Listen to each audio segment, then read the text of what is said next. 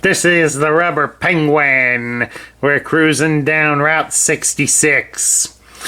Big Pen, if you're out there, I want you to move that truck back another 5 miles. You're clearing my sinuses up here. If anybody's got any bear stories, let's see if we can top the one that I spotted. I almost hit a grizzly bear the other day. We got ourselves a convoy setting up. Anybody understand what in the world I'm saying here?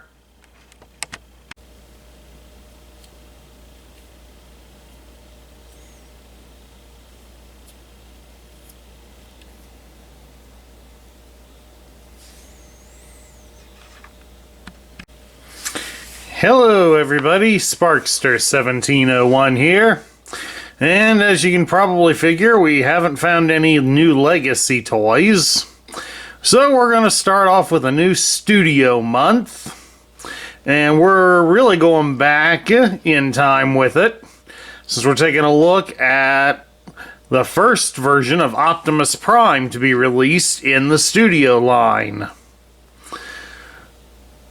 This version of Optimus Prime is from Revenge of the Fallen, the second of the live-action Transformer films.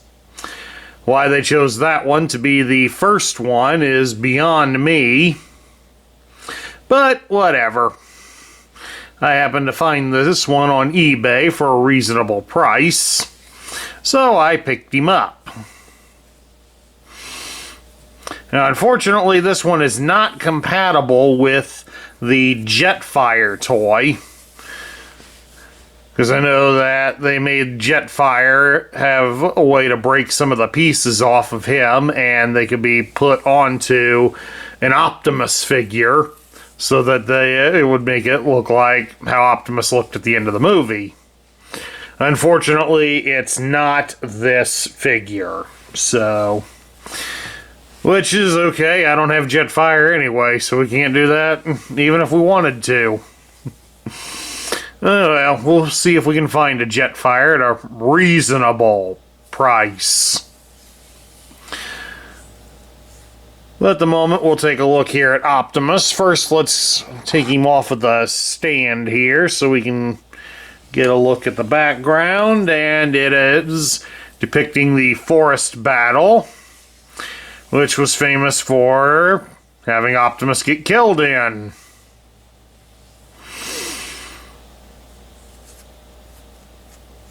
So it's kind of, well, I guess that's an interesting choice for a background.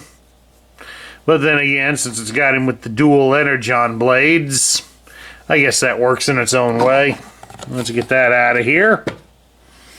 And put our focus back on Optimus. I got him posed this way just for the cool factor of having the dual blades. Let's shift his arms so that he's somewhat standing normal. But we'll start instead by taking a look at his accessories. He comes with 2 energon blades. Here's one of them.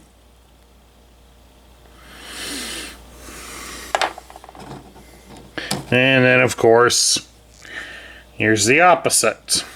Let's bring them both up so that you can see they are opposites. As you'll notice, I had them plugged in under his hand, since the blades are supposed to be downward facing. So that's the only way to get them positioned right. The instructions seem to indicate that they would clip onto the armor there next to his arm, but I couldn't figure out how to do that, so I just went ahead and pegged it inside. But of course, if you'd rather display him without the blades, you can always turn Prime around, and the blades can be connected here onto the back, onto his back. So that stores them out of the way. And Prime doesn't look too bad like that either. I mean, yeah, they're noticeable, but they're at least also out of the way. And they do fit in there rather snugly, so if you do have this figure displayed on your bookcase or whatever, the pieces aren't going to get knocked off very easily when you dust the place. So that much I do appreciate. And of course now we should take a look at Prime's articulation and see how it was for a first edition figure. Like I said, this was the first one, so he's a Voyager class figure, so he's a lot smaller than what you would expect. It wouldn't be until they started making the figures for Dark of the Moon did Prime and Megatron finally get released in leader class size. Which is probably more appropriate, especially since coming up here in the next few months, we are supposed to be getting a studio version of The Fallen. And again, I wasn't a fan of The Fallen, but I am kind of looking forward to seeing his studio figure. Alright, back to Prime here. His articulation. The head does turn from side to side. You do have to raise it off of the support that it's on. And it does rock up and down a bit. It's not quite on a ball joint, but it works. His arm can be raised out to the side, about so far. And his arms do rotate at the shoulder all the way around, but you may have to move it out a bit to avoid bumping some of the kibble free. You can bend his arm at the elbow 90 degrees.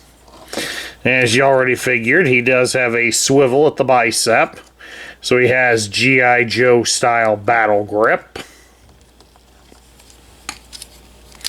Optimus can be twisted at his hips, so we got some dance moves going there. You can spread his legs apart about so far, the wheels get in the way. Optimus does have something of a small thigh cut, but you aren't going to get very far with it because, again, the wheels do get in the way. You can raise his leg at the hip greater than 90 degrees, and you can also bend his leg at the knee greater than 90 degrees, so the articulation isn't perfect, but in some areas he does do better than most. But as a fair trade-off, there are some areas where he's worse. Okay, Optimus does have a fair amount of steps to go through to transform him, but in reality he's pretty simple to transform, really. Okay, the first thing we have to do here on him is we come down here to his lower legs, and you're going to fold up this little bit of plastic above the wheel. Just fold it up as far as it'll go. Just like that. And then we come up here to his hips, and you'll take these wheels that are at the side, and you're going to fold them down. Nope, not them. This one here on the back of the leg comes down. Just take it, and you just fold it down so it lines up with the other wheel. That way these form the rear wheels. These are going to form the front wheels. Then, of course, once we've done that, you're going to come down here to his feet. You're going to start folding the feet upwards. And it'll also rotate the lower leg.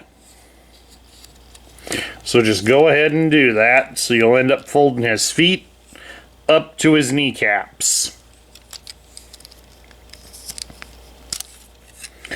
There we go. Once they're done like that, then you can bring his legs together. As you can see, there's a post and a hole down here. Just bring them in together like so.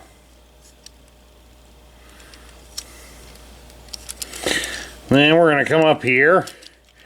We'll twist him at his hips so that he's facing the other way. Legs keep popping free here. This one may not be the best of examples, but we're going to work with it anyways.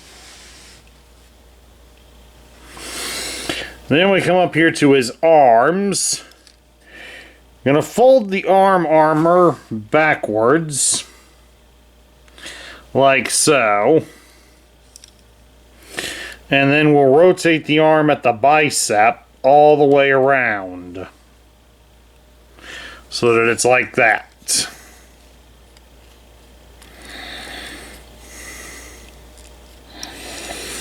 And then once again, we'll fold the armor down here along the side,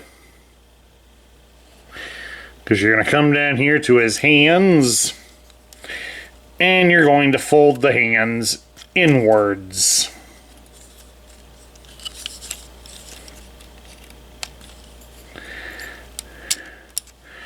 You only go in that far, so that's all you got to worry about. Because you're going to take the side armor, we're going to rotate it so that it folds in front of his hand, and also fold it so it goes down underneath the hand. And you just run it so that the hand is completely hidden by the side armor. Takes a little bit of effort, but not really all that much. Then, of course, once you've done that, you can fold the arms up at the elbow. So as you can see, we're going to start forming the hood of the truck here.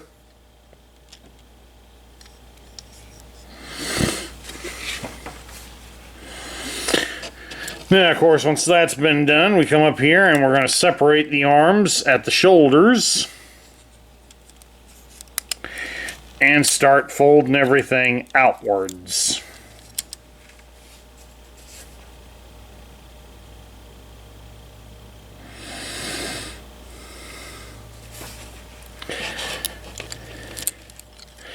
This section also bends.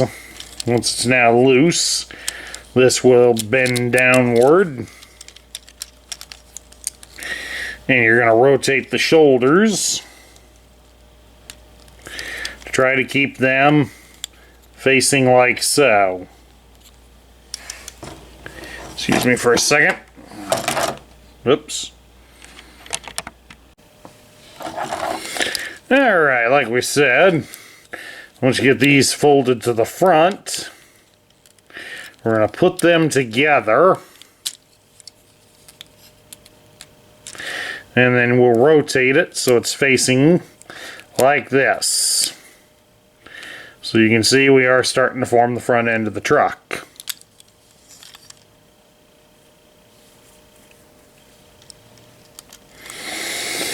Now we come in here to where his shoulders were. You're going to fold out this piece. And in the process of folding it out, you're going to fold it somewhat down and rotate it.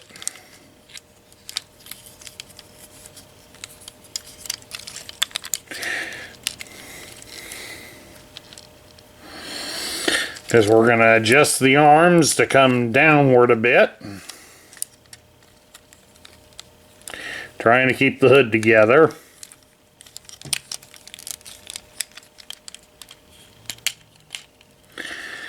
Trying to keep everything straight.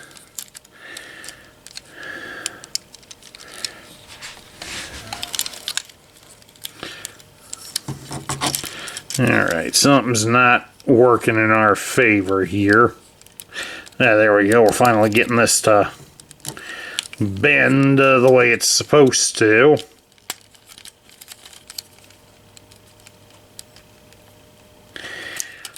Come on now. There we go, finally. That should be at just the right angle. Hold on a moment. Something's not right. Okay, I figured out what went wrong. One of the arms bent when it shouldn't have, so gotta watch for that. The arms like to bend. But anyway, once you've got everything down and keep it close to his body as possible, then the pieces we slide out from his shoulders can form the front grille. It also helps if the arms are snugly attached, so everything will stop flapping about in the breeze here. Alright, once we've gotten that done, they want us to raise up the roof here on the back. And then come around here and start rotating these pieces out.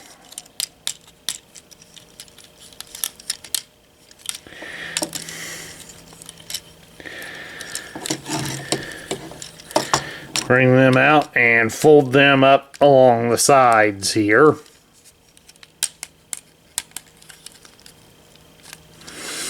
Of course, we'll also bring out the doors while we're at it. Of course, now we can adjust things here at the top to rotate Prime's head inside, and it'll bring out the central piece of the windscreen. So there we have that.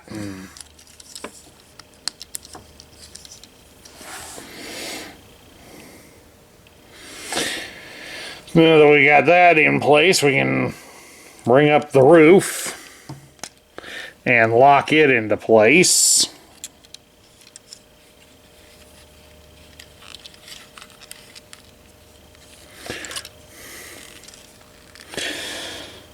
Then we're going to start by folding out these pieces here at the top of the shoulders. They'll want to take everything with it. You only want the upper portion, and it should go and lock into place.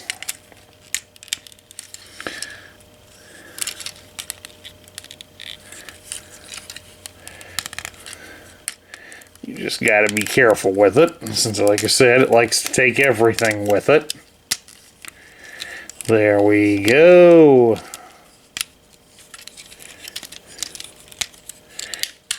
And there we go. Make sure those are secure. Keep them pointed outward a bit. Well, actually, they should be... These little flame pieces should be right there. Because you're going to take... Next, we're going to come here to the sides where the smokestacks are.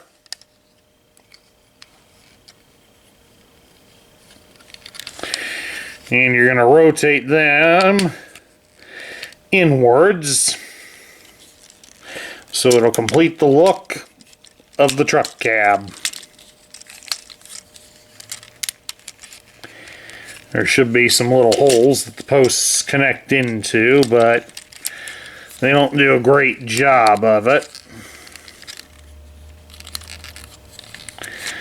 They also want you to fold the stacks down to the sides for the time being. But at any rate, once you got that in, we'll come here to the legs. Nope, not the legs. You got to get it at the hip. And fold it down like so. So that way it starts to form the truck.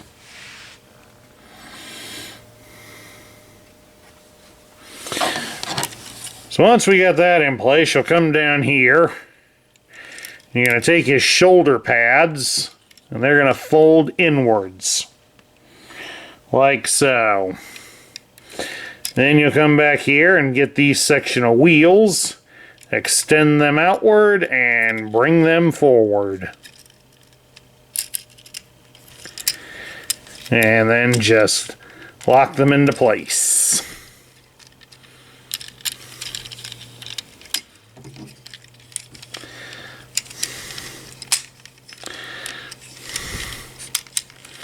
As I said, lock them into place. There we go. Once again, the legs won't stay together like they're supposed to. Alright, once we got the front wheels in, I just want you to adjust these to be the fuel. Kind of look like the fuel lines.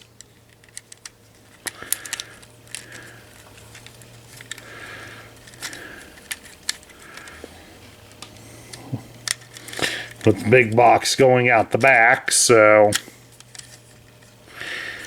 just adjust them into place.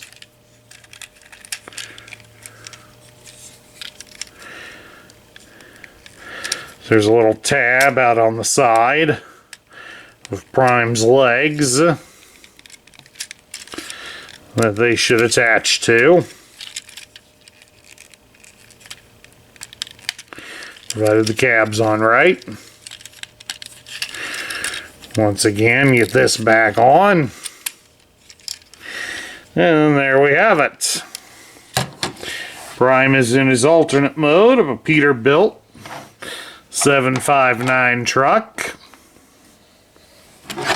And even if you want, since he doesn't come with a trailer, you can attach the blades here on the back of the truck.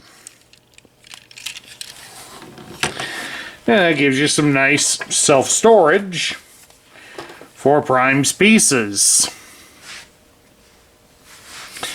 Now we get to my thoughts. Well, I will admit I was somewhat skeptical when I bought this Prime. But, as it turns out, it's really not that much of a pain to transform. It does look okay, though.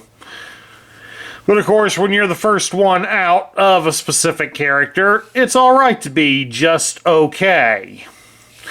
When they had 6 other versions of Prime that they were eventually going to make, they would get better. And I'm sure as I get more of them, I'll probably start to agree that they did get better at making Optimus Prime.